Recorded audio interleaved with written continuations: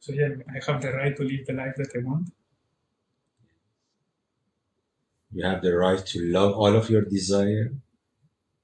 You have the right to be desireful because the Shakti by itself is desireful. Mm-hmm. We say that imagine that all the sexual desire that exists in all the living beings, in all the existence, all the billions creatures that they came and they have sexual desire in themselves. Imagine we gather all their sexual desire in one point. In that point, we will have the beginning of existence where the Shakti was united and the Shakti was the sexual energy. But because the sexual energy, this life force energy was so intense, it started to destroy itself. The Shakti have lots of sexual energy equal like a combination of the sexual energy that exists in all the living beings. And then the Shakti made decision to do orgasm, to create orgasm, because this force was very intense. And the moment that this orgasm happens, the creation, it was a big bang, the moment of big bang. The life, the mirage of life appeared. The center that was first only sexual energy divided itself to the billions form of energy and billions creatures. So the sexual energy that you are experiencing is in yourself is only one small drop of a universal ocean of sexual energy that you are experiencing in yourself. Just imagine how much this drop by itself can become intensive. You can imagine what the Shakti was experiencing at the beginning. That's why that craziness create and the desire for life create mirage of life. You know that when you are in the desert, when you don't have water, when you don't have water, you create the illusion of the water. You know? The life force energy in Shakti start to create the mirage of life, and we appear in this mirage. So, in the same way that we go to our altar, communicate with the invisible source, with the universe, with the Buddhahood, with Christ, with Shakti, with universe, with nature, whatever that you call it, we ask that invisible to help us to create something in our reality. In the same way, the invisible is using us to experience itself in a materialistic form. Like a binary codes of the computer that only are 0 and 1. If you jump to a memory of a computer, you will see only there is 0 and 1, and the experience cannot take place over there because there is an intensity, very intense connection of numbers and codes. But that codes, when reach to the screen, they appears as a tree, as a house, as a people, as a name, as data. The universe, the universal consciousness is made of the codes, but the codes cannot experience itself because it's so intense. And over there is also non-dualism. There is no any distance, cannot experience itself. To uh, for some things to be experienced, we need distance. We need distance. Like like ocean, like a fish cannot experience water because from the first moment the water was front of the eyes of the fish. If you ask fish, do you know what is the water? The fish say, I don't know. Because unless the fish jump out of the water, then we'll get idea that what is the water, but doesn't have any idea of the water.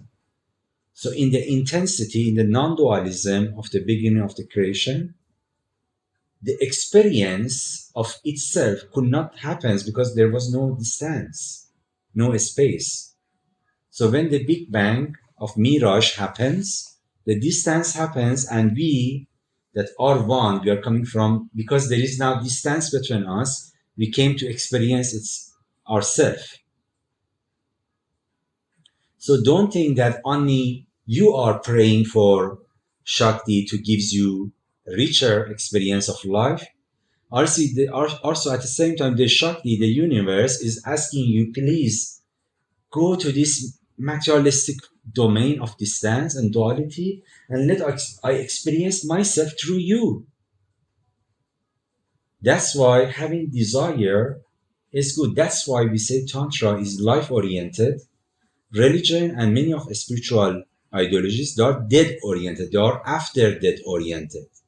They once lead you to some things that I am not sure that exist, but some things after death. But Tantra say no, we don't have any business with after death. We want to create heaven. We want to create heaven wherever we are right now. So you have the permission to be desireful. The desire that you experiencing it yourself, don't think that is coming from you. From the Shakti is given to you. That's why in many of the in the Paulo Coelho, one of the books of Paulo Coelho, the alchemist. In one of his book, I'm not sure that it was alchemist or not, it's written that when the universe gives you a desire, also gives you the potential to fulfill the desire. The desire, the dream that you have, is what the universe wants to experience, and even then the universe will come and manifest it. If we follow the non-dualism, shamanism, tantra, to drop the ego mind, to relax the ego mind, then we will be able to, then we make a space for the universe to be the governor of what we want to experience. One of the problems that is happening, that when we experience our own individuality, now this drop, things that this is me that need to fulfill this desire, I need to take the doership, take the responsibility, take the effort. No, you are not going to manifest everything. You just need to allow to be a channel. Let the universe comes and manifest, expand your matrix, expand your experience. Interesting. Okay, so you are praying for universe, please give me this. The universe also is praying for you, please don't give up your desire. Focus on them. Please come and ask me. The universe say, please come and ask me. What over there we can experience? Because many people in the world, they are give up to a very ordinary life. They are not asking for more. Or they are just asking for having one more car, which already the universe experienced it. The universe is asking you, do you think that there is some things that new that we can experience? We can begin to experience it in the reality, in our life? So when you think to create your retreat center, to create your island with your lovers, with your students, with create sharing, dancing, this is something new that the universe implanted this idea in you and wants to you go and experience it at the same time. Who can, for example, people that want a better car, no? They watch Instagram, they're like, oh, I would like to have this car. The purpose of this desire, no? Like if the purpose is like, oh, I want to show off, I want to increase my ego. How can you relate these desires that are meant to increase your ego?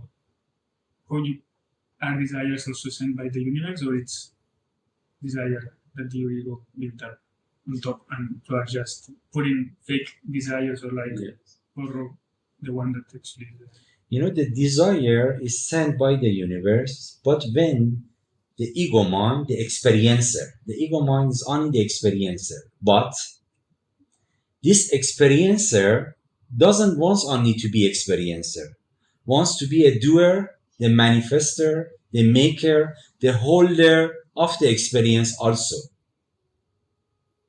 That's why when the ego mind wants to act like this, it creates suffering, creates pain, creates attachment, creates limitation. The universe says that, if the ego mind interfere as the doer, as the holder, as the control, source to control, then they limit the universe to expand its own experience, and then the experience also can become suffering. Having a car and attachment to that car can become suffering. So the ego and the universe also is very cautious to gives you, according to your capacity, the capacity of your ego to don't produce suffering by having too much. Like you have a child, the child is 18 years old, you don't give him immediately $10 million because the child can use that against himself, can create suffering for himself, can buy a Ferrari and because it's so excited, right? He wants to show off to his friend that I have a Ferrari and my Ferrari go very fast, can then put himself in danger, right? Or others in danger. So the universe also is conscious that to gives you first the dream that almost is equal with your capacity to be manifested. And then also the dream that doesn't make harm for the ego and the ego of others. So if we want to have more, if we want to become mystic, to live in 5D and to be manifest, we need to learn how to bring our ego mind to a state of an experiencer. Just remain calm as an experiencer, not as a go-getter, not as an achiever. And we need to learn whatever that the universe gives us, we have a gratitude. We don't take advantage of what the universe gives us to make a bigger bubble for our ego. So if you want an island with your lover, with your student, the people come to dance, you want to be a king in that island, go there, let the universe manifest it for you. But if one day one man comes and tell you, I want to kill you now with the gun, you will say, you can smile and say, okay, do it. You go, you don't have the capacity to have all of them, but at every moment be ready to drop it, because this is only an illusion. When you drop it again, you come back to your source, and again the next illusion begun.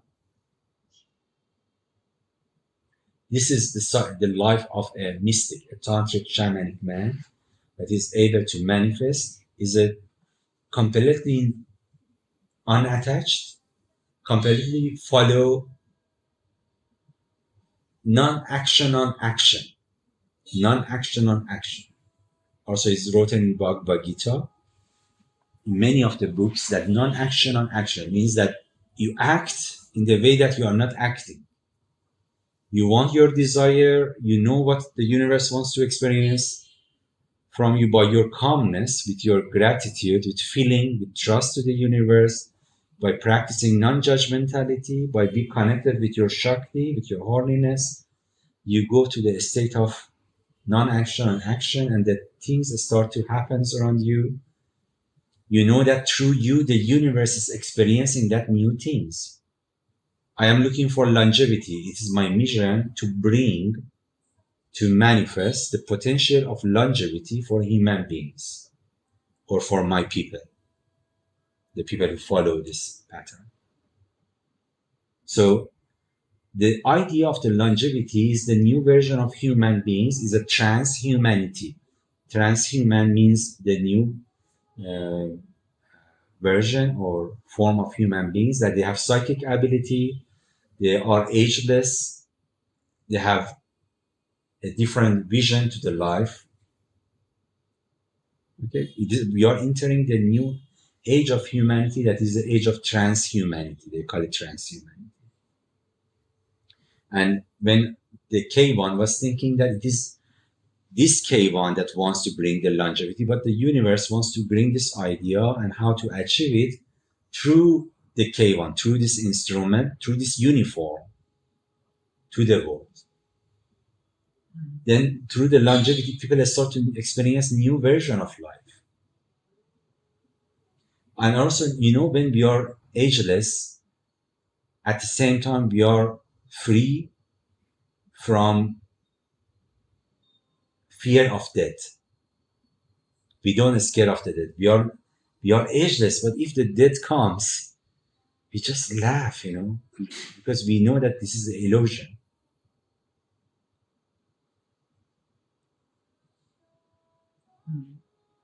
Okay, so we gather together because we all of us, we want to tap to a greater source, and through that greater source manifest more in our life. And we are here to learn how to embrace our holiness, that is the source of the Big Bang. When you honor and collect your holiness, when you're connected with your holiness, you can create another Big Bang in this Big Bang. Some part of this Big Bang that you're experiencing, it comes from the sexual energy of your mother and father. But when you hold it, you transcend your matrix by bringing more potential or possibilities in the matrix that already is made by your previous generation for you. Any orgasm that happens and gives new birth to a child is a new Big Bang in the previous Big Bang. So you are coming from the sexual energy of your father and mother. That was a Big Bang. And now when you hold your sexual energy, you honor it. Not only holding, honor it. You are aware and you allow this flow of energy exists in you. Then you are able to create more mirage into this mirage, in the previous mirage. You change your destiny by honoring. And then another thing is that you need to become a mystic to become able to manifest whatever you want in the 5D reality without effort, with the grace of the universe, is in love. Let your heart be open to love. Feel love and enthusiasm for life. And the third one that we need is a non-judgmental mind, because when you judge good and bad, you limit yourself. You limit to see the totality. You will be able to see only one tree of the forest. You could not see the picture, and then your consciousness get limited by judging good and bad. We need to drop admiring good, admiring bad, and see the totality. This is how you expand your consciousness that is front of the wall of Shakti, get expanded by non-judgmentality and can reflect more of things that already are created, painted on the wall of Shakti.